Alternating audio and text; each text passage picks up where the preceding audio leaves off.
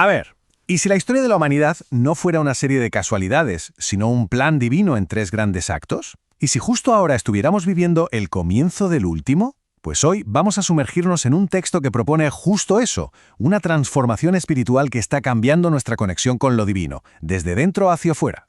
Fijaos, esto no empieza con una orden o un juicio. Empieza con una pregunta que va directa al corazón. ¿Por qué os sentís indignos? No es una llamada a sentirse culpable, sino todo lo contrario. Es una invitación a aceptar un amor que, según estas enseñanzas, ya nos hace dignos por el simple hecho de existir. Para desgranar bien esta idea tan profunda, vamos a seguir una hoja de ruta muy clara. Empezaremos viendo el estado actual de la humanidad, luego descubriremos ese plan divino de las tres eras, escucharemos esa nueva voz del Espíritu, veremos cómo cambia el concepto de adorar y al final trazaremos el mapa hacia la transformación. Venga, pues vamos a ello. Empecemos por el principio. Porque para entender la solución que se propone, primero hay que entender bien el problema, ¿no? Vamos a ver cuál es esa condición espiritual que, según esta visión, necesita ser sanada en la humanidad. El diagnóstico es claro. Se nos describe en un estado de ceguera espiritual. Y ojo, el sufrimiento del que se habla no es algo que venga de fuera, no. Es una desconexión interna. Es esa sensación de no poder ver una luz divina que, según el texto, está en todas partes. Y eso nos deja atrapados en una especie de infierno sin fin que hemos creado nosotros mismos. Y claro, aquí llegamos a la gran paradoja. Si esa luz divina lo inunda todo, ¿cómo es posible que tanta gente solo perciba oscuridad?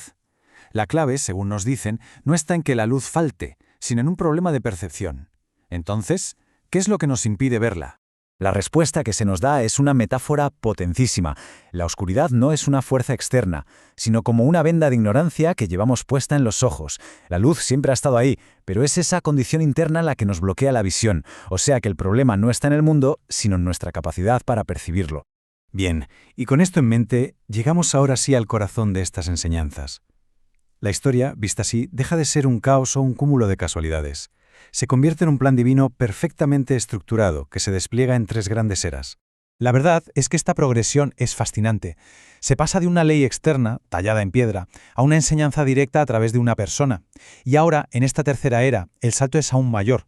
La comunicación se vuelve interna y universal. La guía divina ya no hay que buscarla fuera, sino que se encuentra dentro de la conciencia de cada persona.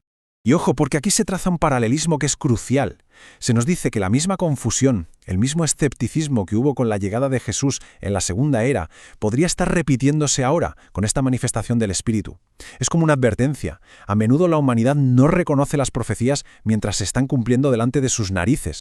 Vale, pues vamos a meternos de lleno en lo que define a esta tercera era. Y la clave es esa, la comunicación divina ya no llega a través de un profeta externo, sino de una voz que resuena dentro de cada uno de nosotros. El cambio es, por tanto, fundamental. Todo el canal de comunicación divina se ha interiorizado. Ya no se necesita un intermediario. La propia conciencia se convierte en el nuevo templo, en el lugar sagrado donde se escucha la voz del Espíritu en una revelación que es personal y continua. Pero cuidado, no hablamos de la conciencia como una vocecita pasiva, para nada. Se describe como una fuerza activa, poderosa, como un fuego que purifica. Es un poder transformador que, si se le presta atención, limpia el espíritu de sus errores desde la raíz, desde dentro. Claro, esto nos lleva a otra pregunta lógica. Si la comunicación ahora es interna, ¿qué pasa con la adoración externa? Con los ritos. Pues el texto propone un cambio igual de radical. Se pasa del ritual a la acción. Toda esa adoración simbólica y material se queda atrás. En la tercera era, la verdadera devoción ya no se demuestra con ofrendas en un altar, sino en el servicio a los demás. La espiritualidad, por tanto, se vive en el mundo, en el día a día, no se queda encerrada en un templo. Por lo tanto, el templo ya no es un edificio, sino la humanidad misma.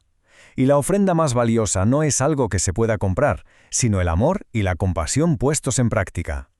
El servicio a los demás se convierte así en la oración más elevada. Muy bien. Ya hemos visto el problema, el plan de las tres eras y la nueva práctica de adoración. Entonces, ¿cuál es el camino que hay que seguir? ¿Y cuál es la promesa final de toda esta doctrina? Pues el camino a seguir se resume en una serie de pasos muy prácticos. Es una senda que exige humildad, una vigilancia constante para no tropezar y, por encima de todo, un servicio a los demás que nazca del amor.